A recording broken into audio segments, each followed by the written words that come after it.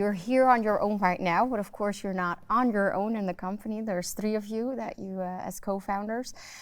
So if people are kind of thinking of, what makes for a good founding team, what's some of the complementarities or success factors that you three have in your team that you would say, okay, that's something I would definitely recommend to others?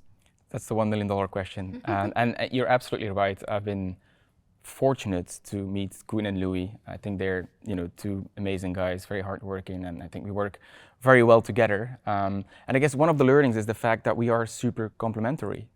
Louis, he's super detailed. He's the marketing guy of the three of us. And then you have Koen, who's the financial expert, and I come in with that sales and commercial experience. And I guess one of the successes is really the complementarity of that founding team, because still to date we are 24/7 operational active in the business. Until to date, we're still focusing on that one strength. And I think by organizing yourself, you can grow your business a lot faster versus working with 2 or 3 co-founders that have a similar skill set. Did that also mean that from the very beginning, you clearly assigned, let's say, decision-making responsibilities in each of those domains?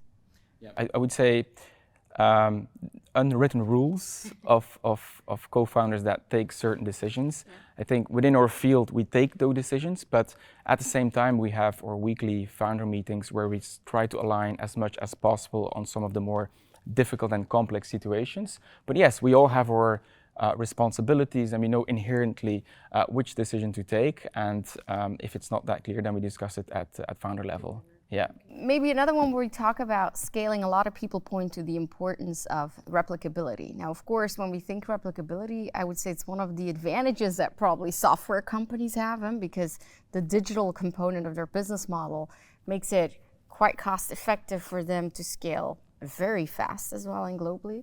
Now, of course, you guys are a non-digital firm at your core, so I was wondering whether you also consider kind of replicability to be important, and if yes, I assume yes to some extent. How does that translate in your business model? Yeah, your assumption is correct. It is very relevant. We are today operating in quite a fragmented European market. There's different markets with no physical boundaries, but there's a lot of different nuances in each of those regions. And I think replicability for us has exposed himself as being successful in a smaller region first, let's say Belgium, and this is our home market. We understand what are the drivers of success, what are the drivers of growth, what are the assortments that we can launch with in that region.